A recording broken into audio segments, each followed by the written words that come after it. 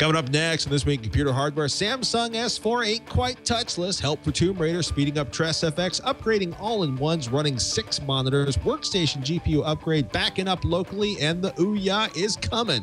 All this and more coming up next on Twitch. Netcasts you love. From people you trust. This is Twit. Bandwidth for Twitch is provided by CacheFly at CACHEFLY.com. This is Twitch, This Week in Computer Hardware, episode 209, recorded March 14th, 2013. Pi, Ouya, and Lara Croft's hair. This episode of This Week in Computer Hardware is brought to you by Ting.com. Ting is a new mobile phone service that makes sense. Save money with Ting, where you pay for what you use. It doesn't require a contract and offers unlimited devices on one pooled plan. To save $25 on your first Ting device, visit twitch.ting.com. That's twitch.ting.com. And by Lantronix, maker of the X-Print server. Print from your iPad, iPhone, or any iOS device to virtually any printer. For more information, visit xprintserver.com/twit and enter coupon code TWIT to receive free shipping on your order. Welcome to Twitch, This Week in Computer Hardware, the show on Twit that aims to bring you the most useful, informative, and helpful news about computer technology. And of course, we answer viewer questions to help you figure out how to fix your gear and make the best buying decisions. And we talk about tablets. And today we're going to talk about a new smartphone. Joining me as always, Mr. Ryan Shrout from PCPer.com. How are you, sir? I'm doing okay. It's been a long couple of weeks. It's going to continue to be. And it was interesting. It was lots of work on the back end here at PCPer, but not a whole lot happening really in the hardware world. But as a hot scoop secret tip to all of our viewers and listeners, that will not last very long. It will get very busy very soon. So keep your eyes open. Big news in the cell phone world today, this afternoon. What I am told was one of the more peculiar launch events we've had in a long time. Samsung introduced the new Galaxy S4, the follow-up to the incredibly, wildly, amazingly popular Galaxy S3. Of course, it's running Android. 5-inch full HD Super AMO LED. I'm actually up at Gizmodo.com as one of the good write-ups on it. BBC did a good job too. 441 pixels per inch. That is a spectacularly dense display and should look gorgeous. The interesting thing that's going on here is, or some of the interesting things that were going on is there is an IR blaster packed into the Galaxy S4, which means like the HTC One, says Gizmodo, you can use your phone as a remote control for your home entertainment system without having to buy additional hardware, which is pretty awesome. Yeah. The big rumor going into the S4 release was eye tracking, something we started to see, I will not say in bulk or in volume, but something that was certainly worth talking about at Consumer Electronics Show. But Smart Scroll, all those rumors about this S4 tracking your eyes and auto scrolling, turns out that was something Samsung was experimenting with but ended up not using. Instead, the phone knows when you're looking at it and lets you tilt it up or down to scroll. Sounds neat, but unfortunately doesn't work very well. So we're not quite to a touchless display, but we are moving in that direction. You know, it's interesting what they call air view and air gestures. So like the Galaxy Note 2, where you can hold the stylus over that big beautiful screen. I'm actually playing around with the Galaxy Note 2, and I'm actually fascinated with how much I enjoy that gigantic screen, or what I am told the hip kids call a phablet, a word I hope to never speak again. I don't like that word. Not a fan of that at all. But instead of using a stylus, which I find completely not worth using on the Galaxy Note 2, you can use your finger. So you hold your finger and hover over things.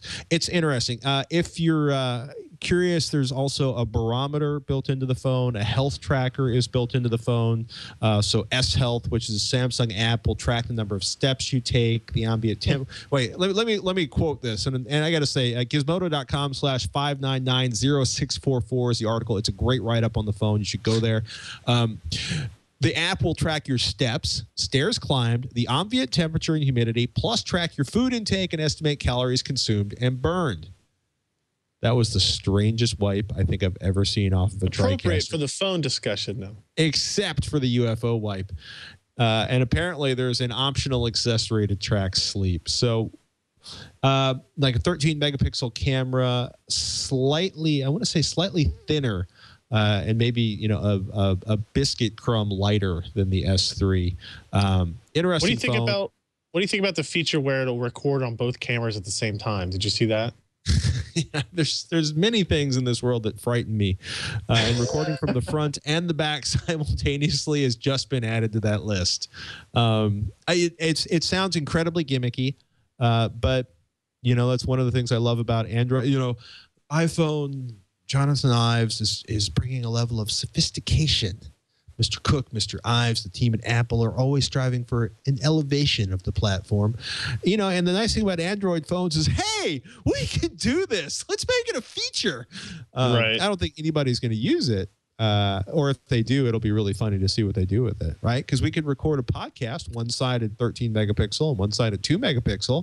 That'll look awful. The 2 megapixels is the picture-in-picture. Right. Maybe you're walking around CES and you're doing a video with something, right? And so they get your recording of your face while you point the camera at the devices that you're talking about.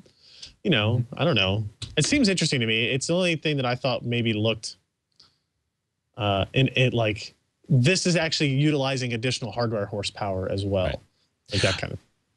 I will say, and I can't wait to actually talk to Shasha Sagan over at PC Mag, who's one of my favorite phone reviewers. But a lot of the reviewers I'm seeing are looking at this as like they expected incredible, extraordinary, amazing things. Like why would Samsung replace the S3 if they didn't have something utterly eye-stompingly, incredibly, hugely better? And a lot of people are like, yeah, there's some gimmicky stuff, and yeah. So there's a lot of people feeling a little underwhelmed, maybe that they should have saved the S4 release for something much more significant. One of my favorite phrases in the last couple of weeks, I wait with bated breath to see how the market reacts. Speaking of waiting with bated breath, I think to a certain degree, Ryan, you and I were not entirely believing that the Ouya would ever ship. Yes, I would say that was a true statement on my kind of stance when it was initially announced. Right. Yeah, but that's apparently not the case. It is shipping. March 28th, actually, the debut of the Ouya. It's supposed to ship to Kickstarter subscribers, people who helped fund the project on Kickstarter.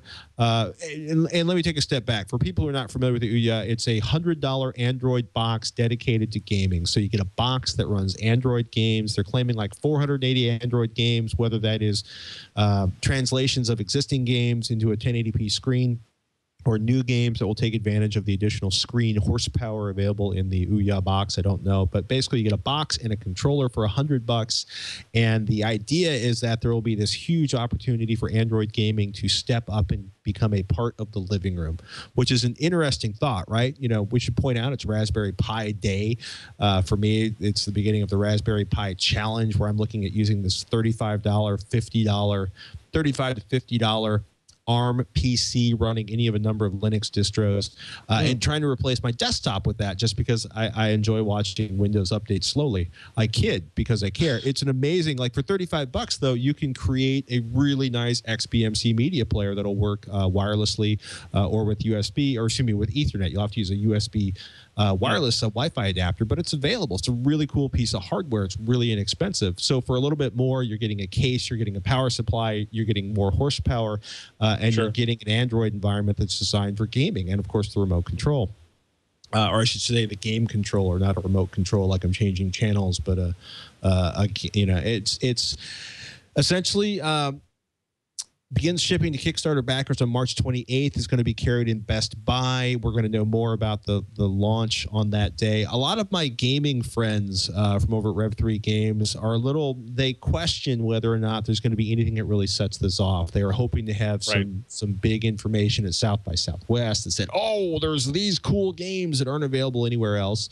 But look, this is a project on Kickstarter that raised $8,596,474, 63,416 backers.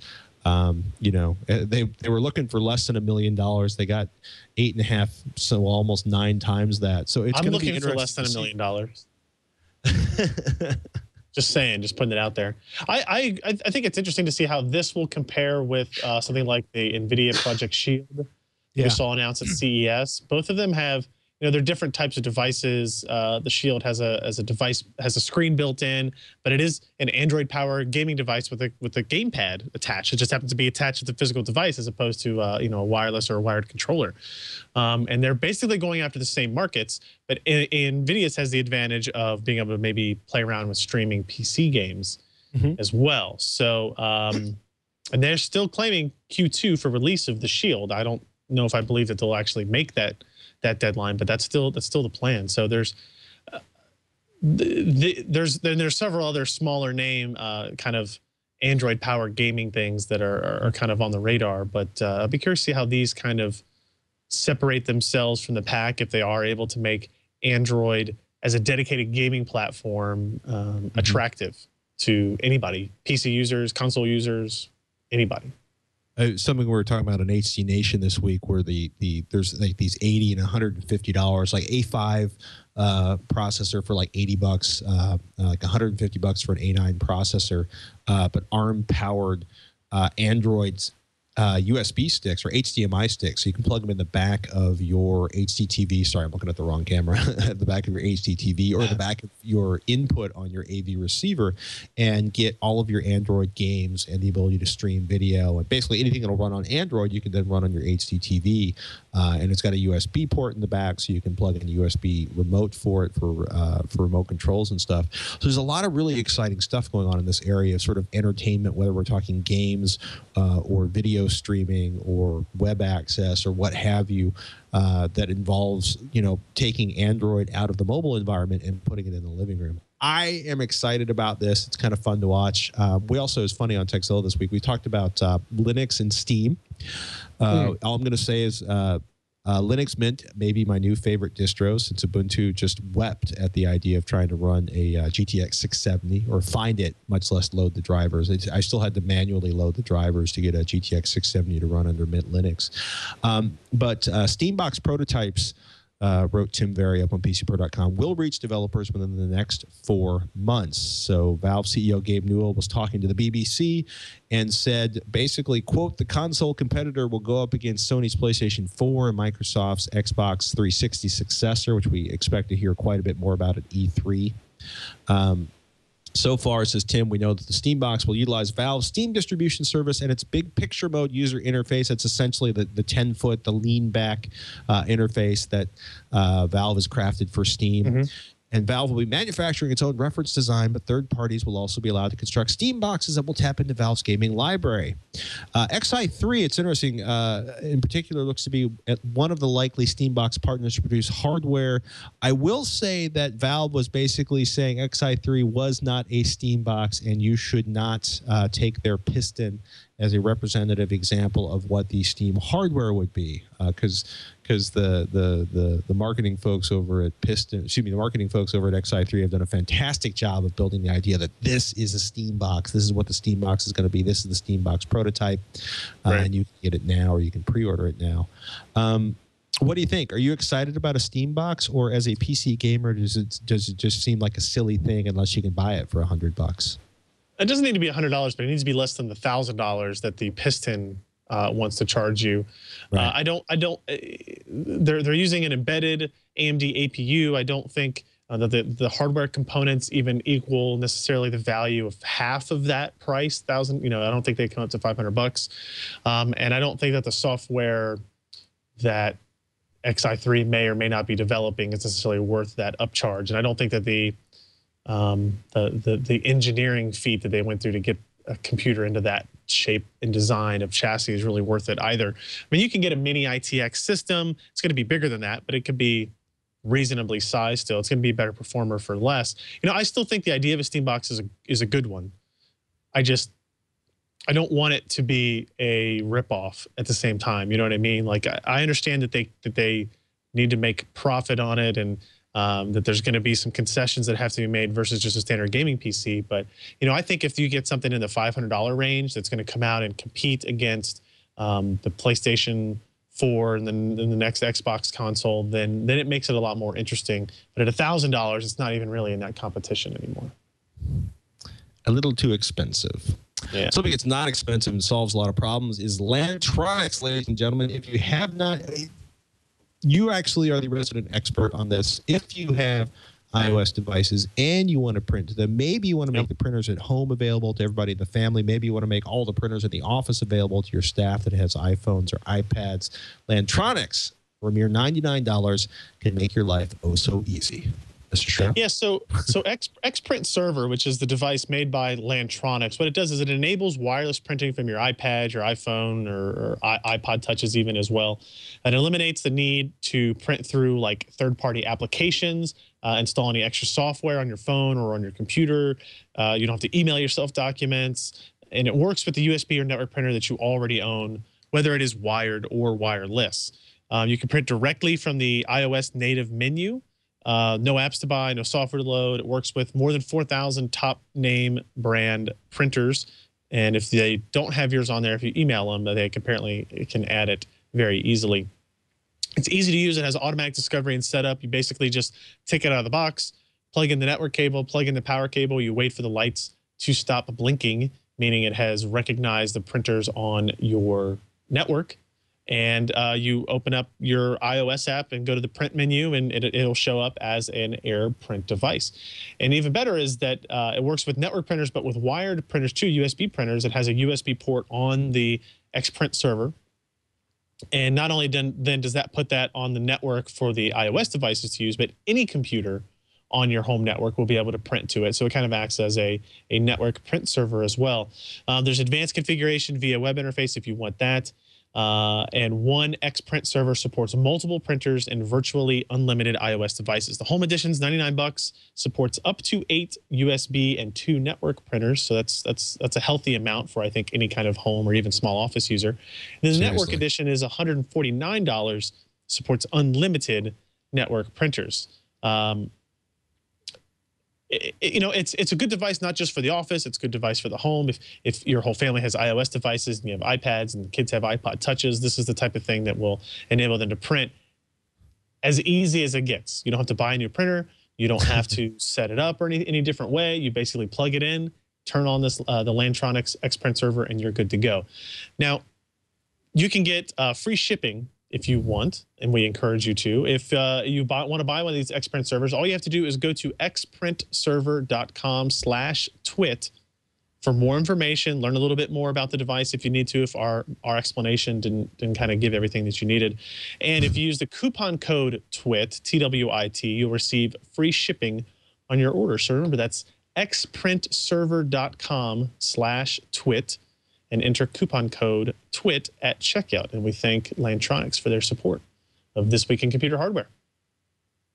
Thank you, Lantronix.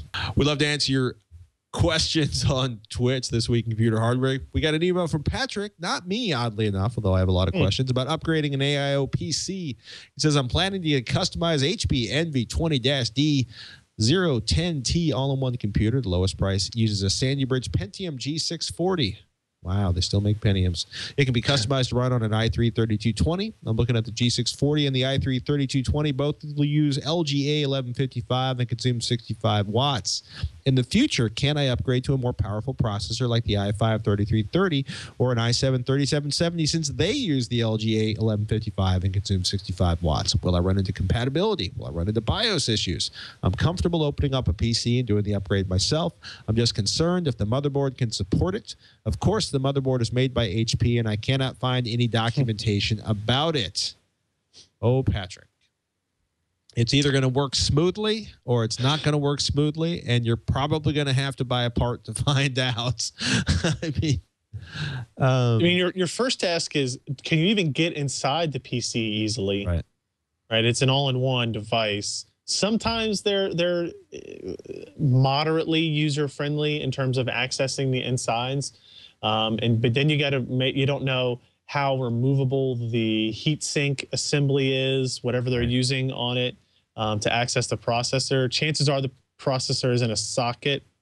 What does he say the options are? PMG4 or an i3. See that.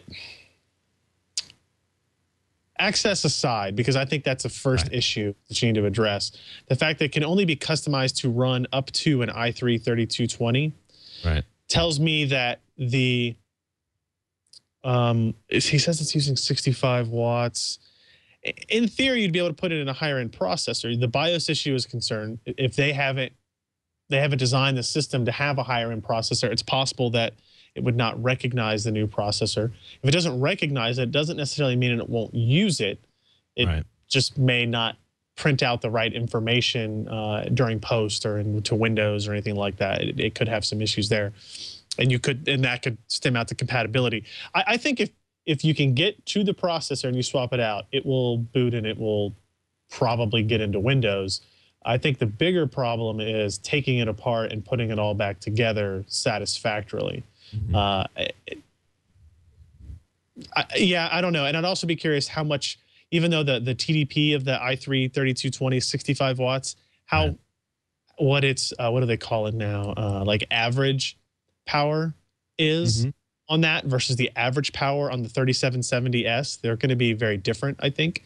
And you may run into overheating issues as well because they didn't design a cooling structure in the all-in-one to handle the higher end processor. Because to me, what I was going to say was, okay, if they offer the 3770S as an upgrade in their system, but you don't want to pay for it, you maybe want to add it in maybe later yourself, then I would feel more confident about it, that the BIOS would support it, that the cooling, the heatsink and fan assembly would be able to support it. But since they kind of, they're maxing out at a very kind of low end level, it worries me a little bit. It could just mean that they think that there's nobody's going to buy one with a super high-end processor in it because it's an all-in-one. That's not the use case normally for this type of thing, and that it would support it completely easily. But I would. You say in front of your co-host he's using a Core i7 all-in-one on his production desktop right now, running Windows 8. So maybe it's not a typical use scenario, but that's true. It's funny that it has an 1155 socket. The majority of all-in-ones are essentially using laptop motherboards that tuck nicely inside of a PC case. But I think Ryan hit it square on the head. If you can open it, and you can get to the part, and you can get the heatsink off without breaking it, and you can get the new part in there, and the BIOS recognizes it, and you don't end up having to, cut a hole in the back of your beautiful all-in-one to mount and probably custom mount bungee on and a cooler. Rubber bands. Yeah.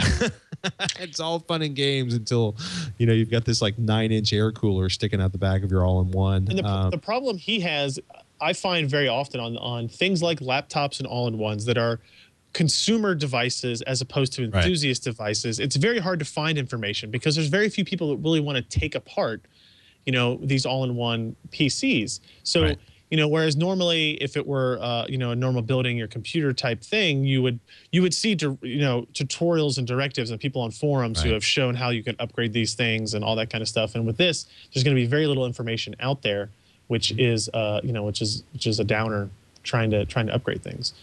The only all-in-one I saw that I've used personally that has like the best upgrade system was that a big expensive HP workstation. It was like a 27-inch screen that had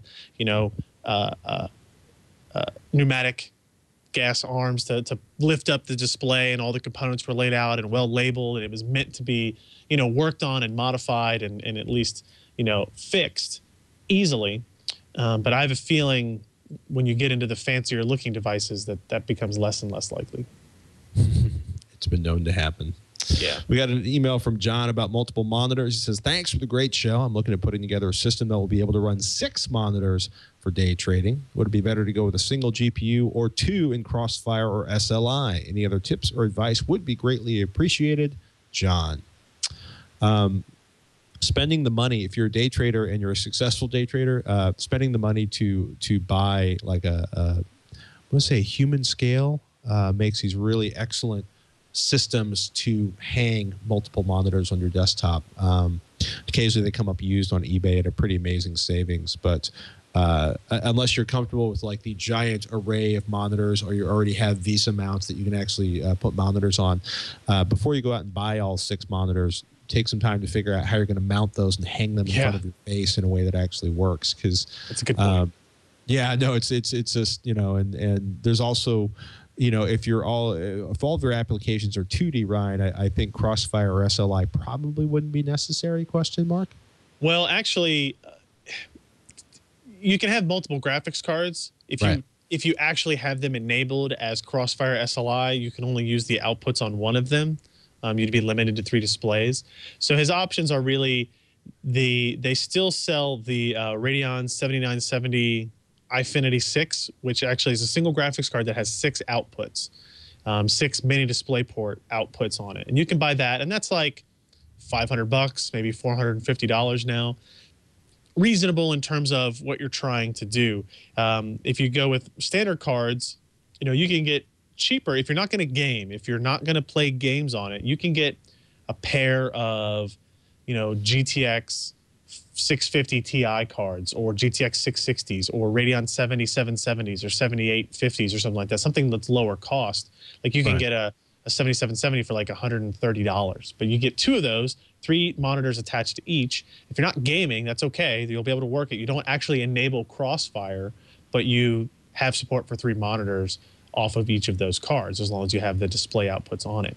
You just need to be a little bit careful and check to make sure with the AMD cards, you can use DisplayPort. You have to use DisplayPort as one of the 3 outputs. So you either have to have an adapter, or you have to have monitors that will support DisplayPort connection. The other one can use HDMI, and one can use DVI, or whatever that particular AIC has put on the board. But if you're going to game, I would go with I would go with that iFinity 6 card. It's a single 7970.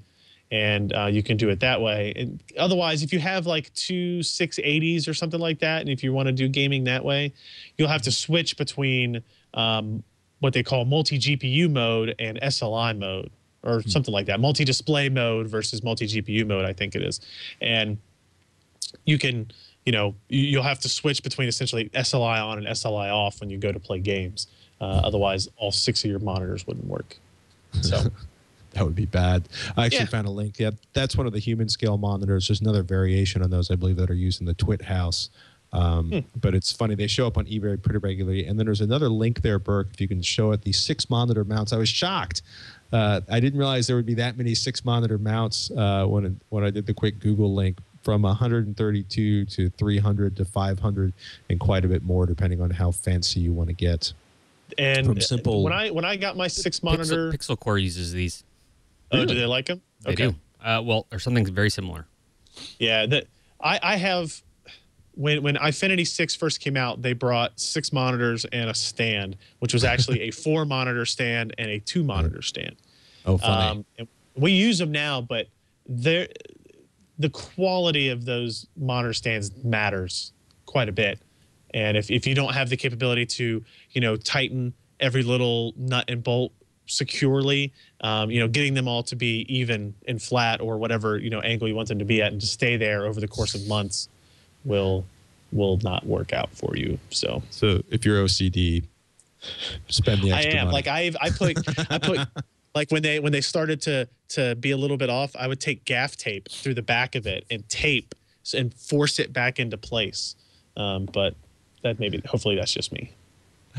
We got an email from Rick about a found PC system. Sorry, I'm just envisioning you like with gaffer's tape instead of like a micrometer and wrenches. Makes me giggle a little bit. Rick's got a question about a found PC system. He says, I work at a small AV and video conferencing integration company, and I recently acquired a pile of decommissioned hardware for workstation build for work. My work includes the use of AutoCAD, 3ds Max for installation design, and proprietary device software, all requiring 3 displays. This rig is never used for gaming, although you could argue that AutoCAD and 3ds are more traumatic to the computing hardware. The pile of hardware included an Antec 125 case, a Corsair TX850 power supply, an Asus P6 TD mainboard, an Intel Core i7-950, 12 gigs of Corsair Dominator PC3 1600 memory, and the jewel of the setup, in my opinion, he says, 2 PNY GTX 295S graphics cards running in quad SLI. Rick is very excited about that. He says, when I finished the build, I was happy to see all the hardware worked, but all but the cooling fan on one of the graphics cards wasn't working. My question for you gurus, do you know where I might find a replacement fan for this card? Is it even worth it to pursue this, or should I dump the GTX 295s and bite the bullet on a single NVIDIA Quadro class card, get a new card?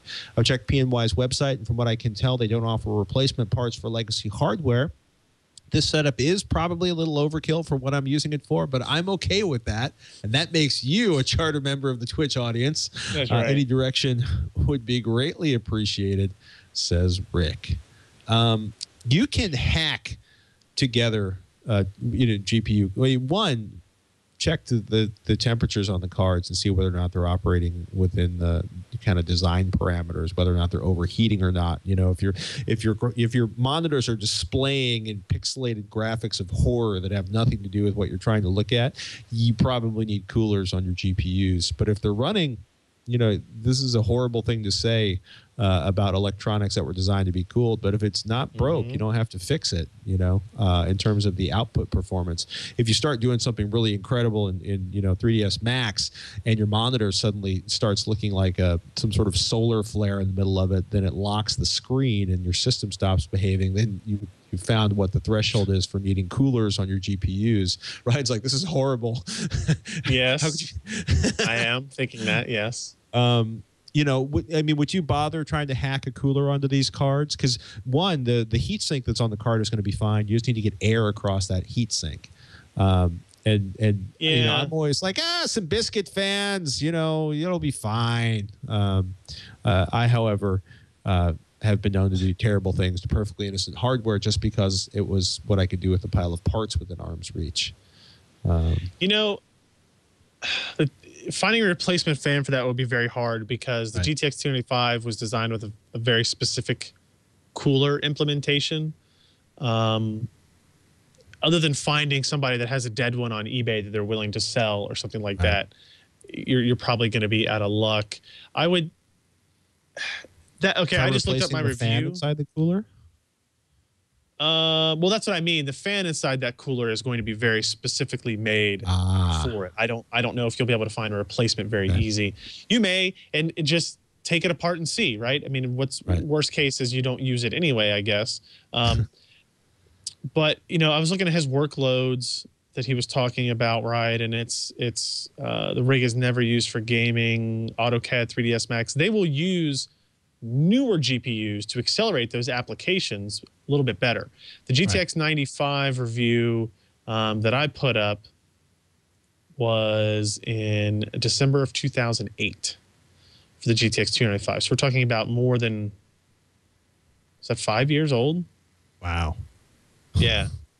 It's out there. So I mean, a single GTX 680 or a Titan or whatever is going to be a lot faster than that.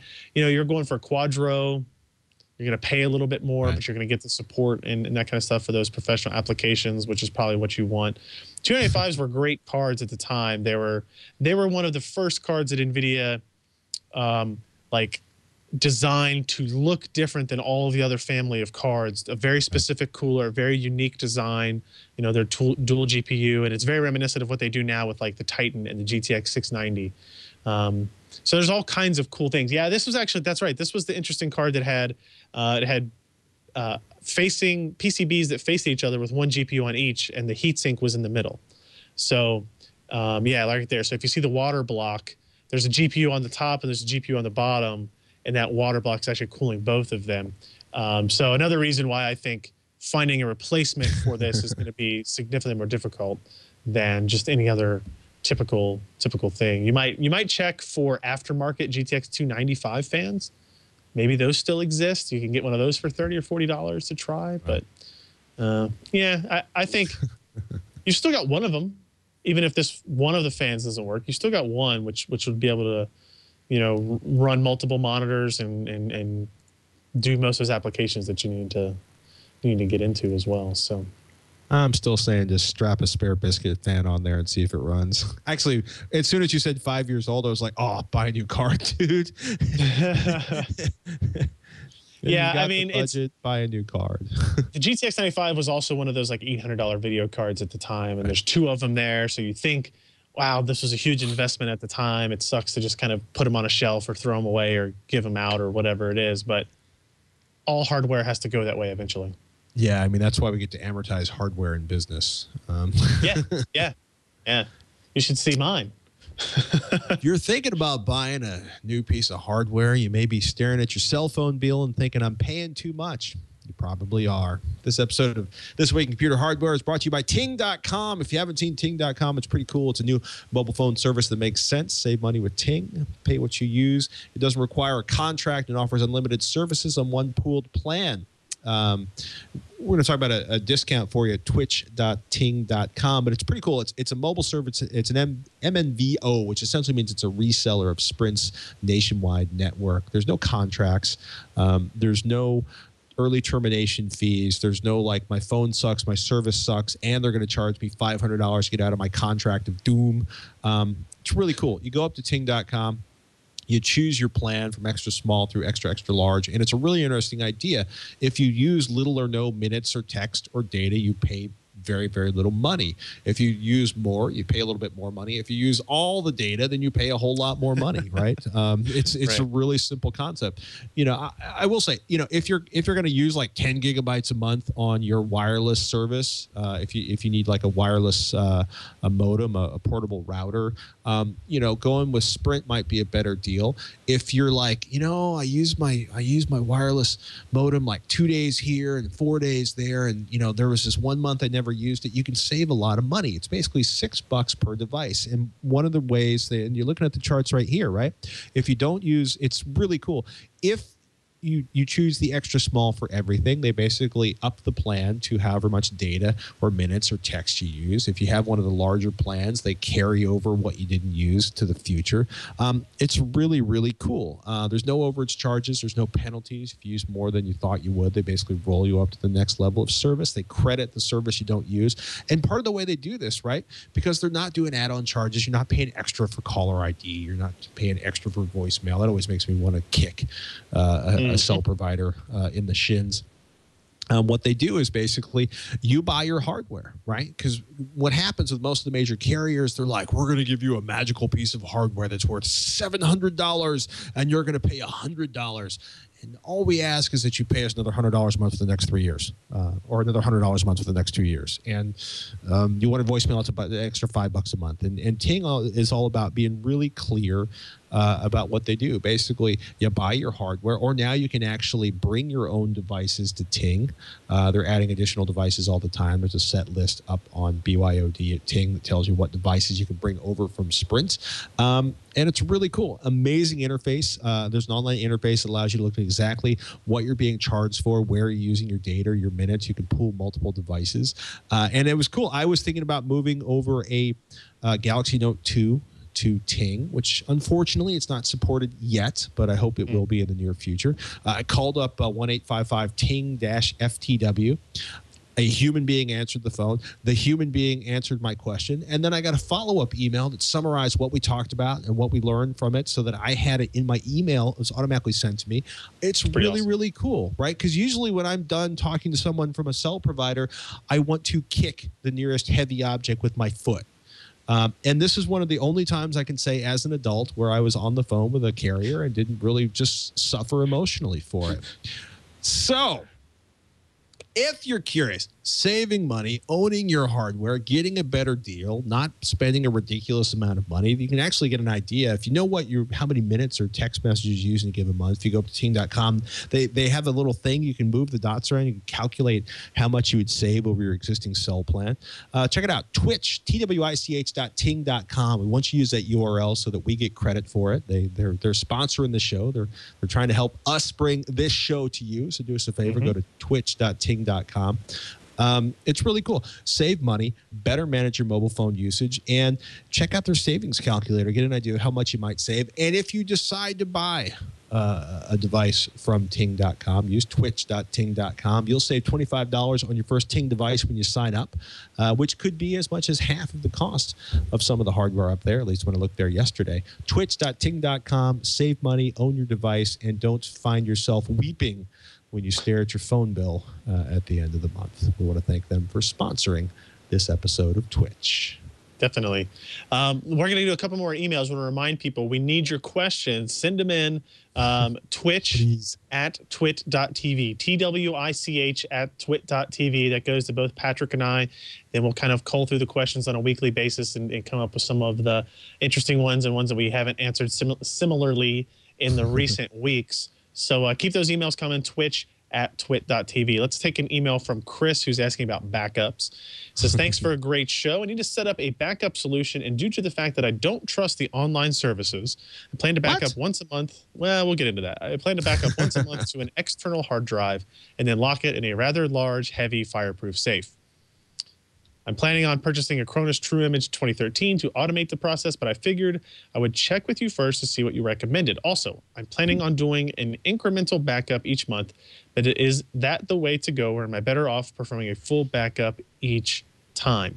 Any advice? I do like a Cronus True Image. It is a good piece of software for imaging. We use that here at the office to make backups of GPU test beds or CPU test beds or whatever we happen to be testing that week.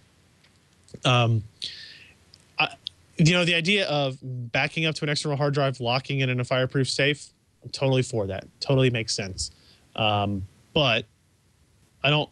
He says he doesn't trust the online services. I don't know if that means he doesn't trust his files up there, like as in security issues, or he doesn't trust that they'll actually maintain the backups. Which either way, so if it's that he doesn't think that they'll maintain the backups, for what is like, one is Carbonite for like $60 a year. There's several others that will do this, and you back up stuff to it, and then you also keep doing the hard drive deal, and then you've got off-site and on-site, and you've got backup and all that kind of stuff. If it's for security reasons, I don't know what to tell you, I guess. Which ones allow? I think Carbonite has like SSL encryption for the uploaded files, but I think there's one where you can upload only encrypted data, but I can't remember what it is. If you are truly paranoid, you can basically run TrueCrypt on anything you upload to an online provider. I mean, I do understand why people have issues with the time it takes to upload all of their data to an online provider, or the time it takes to download all of their data from an online provider in the event of a catastrophic failure. But in terms of, and I can understand to a certain degree, probably I'm paranoid. I can completely understand being like, I can't let my data live in the cloud with some strange administrator picking at it, which is why you can encrypt it before you post it up there. Yeah. But for the most part, most of the online services seem to be pretty stable at this point. It would be a nightmare, right? My personal nightmare is that I have a subscription with CrashPlan, or I have a subscription with Carbonite. Note, I've been customers for both.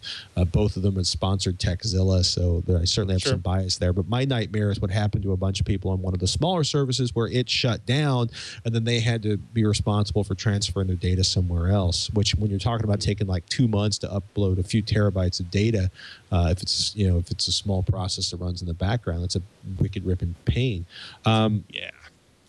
Backups, there's, one backup is none, and 2 backups is 1 to get all Navy SEAL on you. Most people who are really serious about backups, they rotate media, they store media in offsite locations, right? Because, I live in earthquake country. My aunt's been burned out of her house. My mother lives in the Jersey Shore and lost everything on the first floor of her house. So I'm a big fan of offsite backup, and that takes discipline. So if you're, the advantage to the online services like Carbonite or CrashPlan is that you set it up.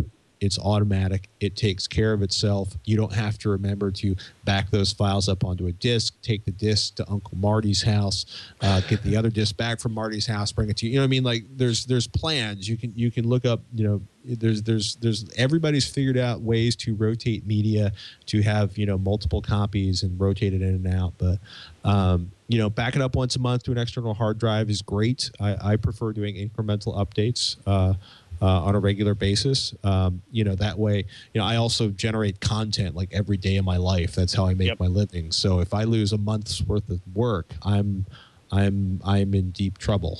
If I lose a couple days worth of work between Sunday and Monday, it can be really difficult to produce my show, right? So I'm a little more paranoid about that. You know, I would do incremental backups. You know, I would investigate the options. You know, again, Chronos True Image is great, but there's a difference between backing up your system, especially, you know, imaging your system so that you can replace the contents of your hard drive in the case of a catastrophic failure or a virus or something, and backing up data for the sake of backing up data. So we just had Burke just laid the giant bomb of data loss on there. So, you know, for me, it's you know, install my operating system, install the drivers, install the applications I want, then create an image of that system so that I can blow out my system and put my data. But I store my data on a separate partition, and I incrementally back up the data on that partition so that all of my incredibly important files, because it's, you know, it's the baby photos, it's the thesis, it's the homework, it's the, you know, the whatever your charts are for work, the data is the important stuff. Hardware is relatively easy to replace. All it requires is money. You know, you lose the only scan you had of the picture of your grandmother, you're going to want to kick yourself in the face. There's a lot of kicking from you today on today's episode. It's been a kicking kind of show. So, you know, while we're talking kicking, you know, hopefully we gave you some good thought, Chris, on there. Wikipedia actually has some interesting stuff on backup strategies. You need a strategy, and you need more than one. I would prefer that you had more than one location, even if you just store a hard drive, you know, in your desk at work or something, or at a family member's house. Jektal has an email about TressFX, bringing the hair, which has me thinking about the unbelievable photo I saw earlier today of our favorite two-gun wielding British spy person, which of course would be from Tomb Raider. Jektil says, I've just started playing Tomb Raider and have also started loving TressFX, the long flowing locks. But what I'm not loving is the frame rate hit within enabled thanks to the little benchmark option in the main menu. I'm assuming the most effective solution would be a new card, probably. But what would be the most efficient upgrade to boost my frame rate with the TressFX enabled? Its current system is a Phenom 2 X940, 8 gigabytes of DDR2 RAM, Radeon HD 6950 with 2 gigabytes of RAM, an OCZ Vertex 4 SSD at 1680 by 1050 on a 26-inch screen, and a few other options up to texture quality, etc. The benchmark is in the 32 to 55 frames per second range, which is probably a little slow for Tomb Raider and Ms. Lara Croft's TressFX locks. Yeah. So Lady Croft, sorry. So it doesn't say what other settings he's using. I did play around with Tomb Raider quite a bit. The 32 to 55 range isn't too bad. Okay. I would encourage him. I assume that he's tried to play the game and it's an unacceptable experience for him. Like, don't just go on that benchmark. The benchmark in Tomb Raider is basically a static shot of her and the camera pans around her twice or something like that. Not very interesting, not really indicative of real world gaming scenarios, but it is very cool that you get to see the hair fly in the wind. That's the whole purpose of the benchmark. The TressFX uses GPU compute to do a lot of the calculations, and the architectural change from the 6900 to the 7900 or the 7000 series in general is pretty significant. So especially in terms of GPU compute. So if it's that important, then I think moving up to a 7950 or 7970 single card would be the most advantage you will get. The Phenom 2 X940 is a little bit slow, but it shouldn't be holding you back any at this point. DDR2 memory is not really holding you back. It's really all at the GPU side in this particular instance. But like I said, 1680 by 1050 is a fairly low resolution, and it should be able to play that game pretty well with that hardware. Like I said, don't just go by the benchmark. Play the game for a little bit and see if you feel like it needs some additional performance. And if it does, then you're going to have to see how much money you want to spend and what kind of graphics cards you can buy. I think you can get a 7950 for like $300. 350, something like that, which is a great card in that kind of mid-budget that will give you a lot of performance in those particular areas. I would like to point out, just found an article on Polygon.com that there has been a patch for the Tomb Raider, basically the Tomb Raider on the PC. The patch fixes stability, glitches, and TressFX issues. Yeah, those were all on NVIDIA products, though. Okay. It was a fairly substantial bug, where if you look up some weird screenshots, I can't believe they don't have one on the story. There were like if you enabled TressFX on an NVIDIA card, and in some cases like the hair didn't just not show up, but like her skull was removed, and like all you saw were like the eyes and stuff. It was very, very, very strange looking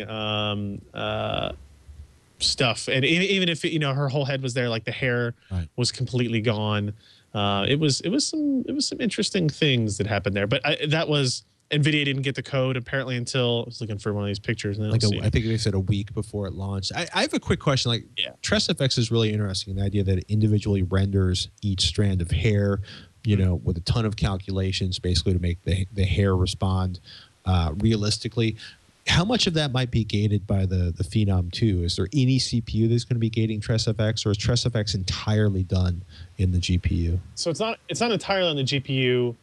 But I believe that the GPU is more of the bottleneck than the CPU in this case. I can't say for 100% sure because I haven't tested that processor in a while, especially with any of the modern games. But if I were to guess, I would say that the difference is in the GPU at this point. The GPU, the compute models go back and forth. It uses the CPU, uses the GPU, but I think it's using the GPU more. It's a fairly stressful operation for the system in general. I will also point out, if you haven't updated your GPU drivers recently and you're running video games on any platform, go out, update your GPU drivers. You might be shocked at the performance difference. Yeah. If you haven't upgraded your GPU drivers in 6 months, you may be in for a pleasant surprise this evening after you upgrade. What's wrong with you? Don't do that. Yeah. Upgrade your drivers or not upgrade your drivers? No, don't not upgrade your drivers. Yeah. That's a double day. Please, everyone, upgrade your drivers. That's what we want to say. Don't not upgrade your drivers. And with that clear and prescient observation on PC performance, I'm going to say that's it for this edition of This Week in Computer Hardware. We love your questions. Do us a favor, send us more. Twitch, TWICH at twit.tv. And if you want to find more episodes of Twitch, if you're new to the show or you want to subscribe, get it automatically downloaded to your favorite podcatcher, go to twit.tv/Twitch. Mr. Ryan Shrout, you can find more of his work up at PCPer.com. You can find myself at Techzilla and HD Nation if you're into more of the exciting video and online reading entertainment.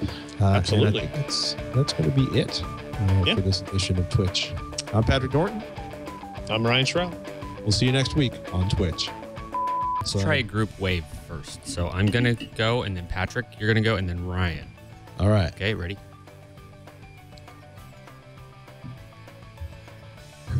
That's awesome. Why did we just do that?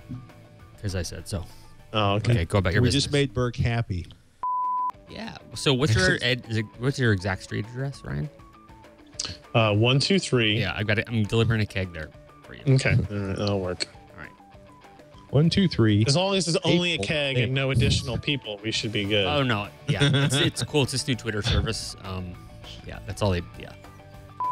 So if there are any overly ambitious Perl programmers Who want to work for free in the chat room that want to work, contribute. pretty much only for Who wanna commendations. contribute.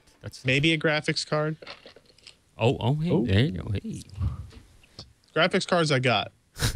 Perl programming capability, not so much.